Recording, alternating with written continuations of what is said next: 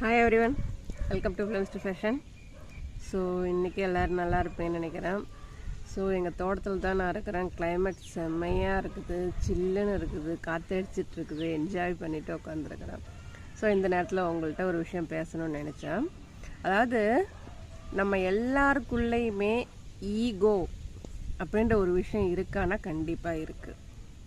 அதை சில பேர் ஒத்துக்கிறாங்க, சில பேர் அதை ஒத்துக்க மாட்டேன்றாங்க, பிடிவாதமாக இருப்பாங்க. ஸோ ஒத்துக்கிறவங்களால் அந்த ஈகோவை கண்ட்ரோல் பண்ணி நிறைய கஷ்டங்கள்லேருந்து அவங்கள காப்பாற்றிக்க முடியும். சில பேர் ஒத்துக்கவே என்கிட்ட இந்த ஈகோ கிடையவே கிடையாது, இப்படி நான் இல்லை அப்படின்னு ஒரு பிடிவாதத்தோடு இருக்கிறாங்க பார்த்தீங்களா. அவங்க அவங்களுக்கு உண்டான வலிகளை கவலைகளை அவங்களே உருவாக்கி அவங்களுக்குள்ளே வச்சுப்பாங்க. ஸோ இது உண்மையும் கூட, ஓகேங்களா. அந்த நமக்குள்ளே இருக்கிற அந்த ஈகோவை கண்ட்ரோல் பண்ணுறதுக்கு நிறைய வழிகள் இருக்குது, ஓகேங்களா. நான் ப்ராக்டிஸ் பண்ணி நான் எக்ஸ்பீரியன்ஸ் பண்ண சில விஷயங்களை மட்டும் நான் உங்கள்கிட்ட ஷேர் பண்ணுறேன்.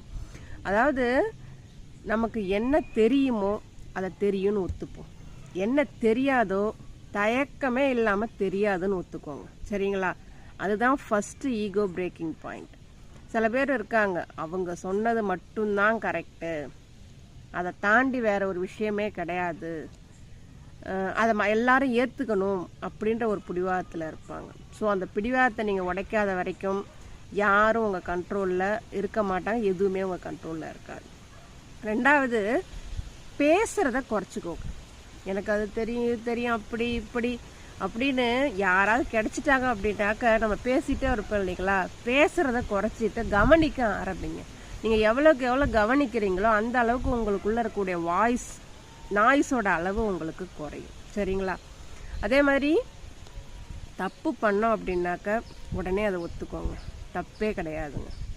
அடுத்து என்னன்னாக்கா, நீங்கள் ஏதாவது ஒரு விஷயம் எடுத்தீங்க அப்படின்னாக்கா உங்கள் க்ரோத்தில் மட்டும் கான்சன்ட்ரேட் பண்ணுங்கள். அதை மற்றவங்கள்ட்ட வேலிடேஷனையோ அட்டென்ஷனையோ அப்ரிசியேஷனையும் எதிர்பார்க்காதீங்க. இது எல்லாத்தையும் விட உங்கள் கையில் என்ன இருக்கோ அதுக்கு ரொம்ப கிரேட்ஃபுல்லாக இருங்க, சரிங்களா. ஸோ இந்த 5 விஷயத்தை நீங்கள் ஃபாலோ பண்ணிங்கனாலே உங்களுக்குள்ளே இருக்கக்கூடிய அந்த ஈகோ பிரேக்கிங் பாயிண்ட்டை உங்களால் கண்டுபிடிக்க முடியும். உங்களை போட்டு அழுத்திட்டு இருக்கிற அந்த கஷ்டங்கள்லேருந்து அந்த உள்ளுக்குள்ளே இருக்கக்கூடிய அந்த அதாவது நமக்குள்ளே ஒரு அழுத்தம் இருக்கும் இல்லைங்களா, அந்த அழுத்தத்துலேருந்து நம்மளால் வெளியில் வரவும் முடியும், ஓகேங்களா. ட்ரை பண்ணி பாருங்கள். All the best.